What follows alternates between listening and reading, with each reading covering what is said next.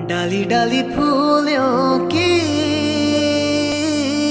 तुझको बुलाए रे मुसाफिर मेरे उत्तराखंड में। बादलों के ओढ़नी वादियाँ गीत सुनाए मीठे मीठे मेरे उत्तराखंड में। नमस्कार दोस्तों, मैं आप सभी का स्वागत करता हूं आपके अपने चैनल केशव 666 यानी कि 666 में। दोस्तों, जैसे कि मैं अपने गांव की आपको झलक दिखा रहा हूं। अरे पिजोरे मेरे पहाड़ को, अरे पिजोरे मेरे पहाड़ को,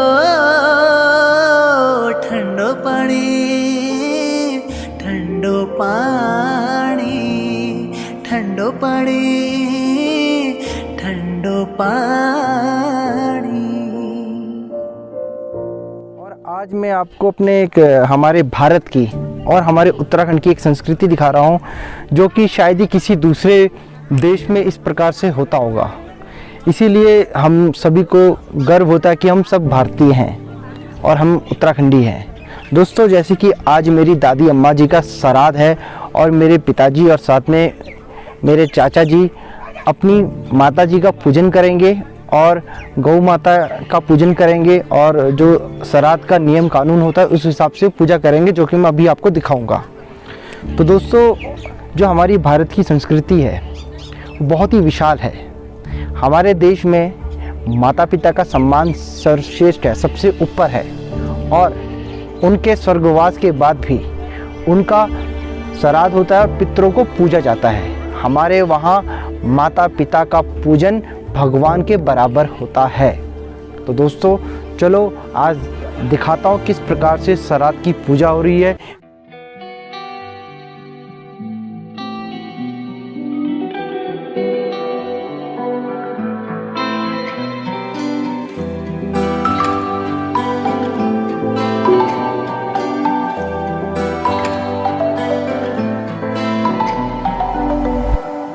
हमारी दादी अम्मा जी का जिन्होंने आज श्राद्ध किया है, भास्कर जोशी जी है। भास्कर जोशी जी, पहले तो ये बताओ कि जो माता पिता का महत्व क्या है, हम क्यों श्राद्ध करते हैं माता पिता का, ऐसा क्या है? देखिए, माता पिता जो है एक माध्यम है हमारे संसार में आने का। तो संसार में आने का माध्यम है, एक ऋण माता पिता का भी हमारी ओर से जाता है, क्योंकि उन्होंने हमको जन्म दे रखा है, 9 महीने माता ने हमको कोख में रखा है, पिता ने हमारा सर्व भरण पोषण करके जो है हमें उस काबिल बनाया। किस काबिल बनाया? जिस काबिल हम, जिससे हम खा सकते हैं, हम दुनिया को समझ सकते हैं। क्योंकि पहला जो पाठशाला बताया गया है वो माता पिता ही सिखाते हैं बच्चे को घर से। और पितृण के अनुसार श्राद्ध इसलिए करना चाहिए क्योंकि जो हम श्राद्ध करते हैं वो हमारे पितरों को मिलता है। और यह तो सत्य है कि यहाँ संसार में रहने वाला जो है कोई नहीं है, क्योंकि संसार है नश्वर, यहाँ से जो पैदा हुआ है वो जाना जरूर है। तो इसलिए पितृकर्म करना बहुत जरूरी है। और पितृकर्म, श्राद्ध का अर्थ ही होता है श्रद्धा से किया गया कार्य। जिसको श्रद्धा से किया जाए वही एक श्राद्ध कहलाता है। और श्रद्धा से ही किया हुआ कार्य जो है, जो हम पिंड जब बनाते हैं तो पिंड जो है उस रूप में वहाँ प्राप्त होता है। स्वधा लोक माना गया है पितरों का, तो स्वधा लोक में पितरों को प्राप्त होता है, जिनसे क्या होता है, उनकी तृप्ति होती है। और तृप्ति होने पर जो है वो आशीर्वाद देते हैं। तो जिस घर में गाय नहीं होती वो घर क्या है, शमशान घाट के समान है। दूसरी, गाय जो है पितरों की जो है जननी भी कही गई है, जो है जिससे बिना गाय के तर्पण किए हुए, बिना गाय के गोदान किए हुए, बिना गाय के गौराज चढ़ाए हुए पितरों का जो है उद्धार नहीं हो सकता। 3 ऋण हमारे पास हमेशा विद्यमान है। एक पितृ ऋण, दूसरा इस धरती का ऋण, तीसरा ऋण जो है वो देव ऋण होता है। तो इसी प्रकार गाय का भी एक ऋण है, क्योंकि गाय का दूध, माँ का जब दूध नहीं होता है तो उसको गाय का दूध पिलाया जाता है, क्योंकि उसमें पूरे सारे पौष्टिक तत्व माँ के दूध के ही समान माने जाते हैं। और रही बात जो है गाय वो ही क्यों करते हैं, क्योंकि गाय में जो है सारे देवताओं का वास होता है। 33 करोड़ देवता, देवी देवता, अनंत कोटि ब्रह्मांड जो है गाय में है, और उनके अधिनायक भगवान श्री कृष्ण है। ओम नमो गोभ्यः श्रीमतीभ्यः सौरभेभ्यः एव च नमो ब्रह्मसुताभ्यश्च पवित्राभ्यो नमो नमः।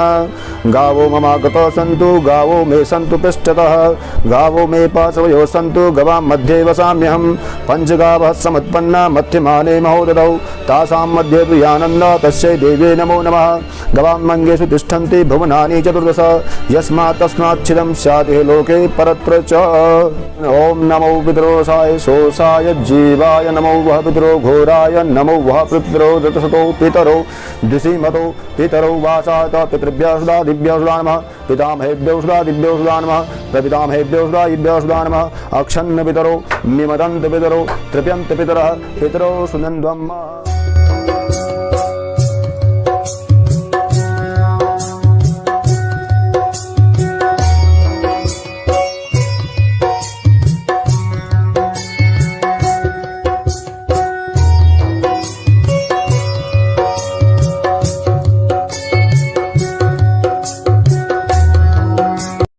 तो दोस्तों आज आपने देखा किस प्रकार से मेरी दादी अम्मा का श्राद्ध का पूजा पाठ किया गया, किस प्रकार से गौ माता का पूजा की गई। तो देखिए दोस्तों, भारत की संस्कृति, हमारा सनातन धर्म, हिंदू संस्कृति, हिंदुस्तान की ये संस्कृति कितनी मजबूत और कितनी बड़ी है। हमारे वहाँ माता पिता का सबसे ऊंचा स्थान है। भगवान से भी पहले हम अपने पितरों का पूजन करते हैं, तब जाके भगवान हमारी सुनते हैं। तो दोस्तों आप सभी से दरख्वास्त करना चाहता हूँ, अपने माता पिता का सम्मान करें। अगर हम अपने माता पिता का सम्मान नहीं कर सकते तो हमें किसी भी मंदिर में और किसी भी दिव्य स्थान में जाने का हमारा कोई फ़ायदा नहीं है।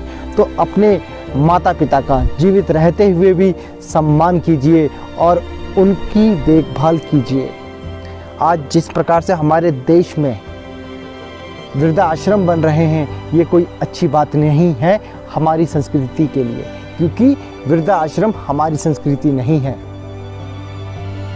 तो दोस्तों आज का ये जो ब्लॉग है इसको मैं यहीं समाप्त करता हूँ।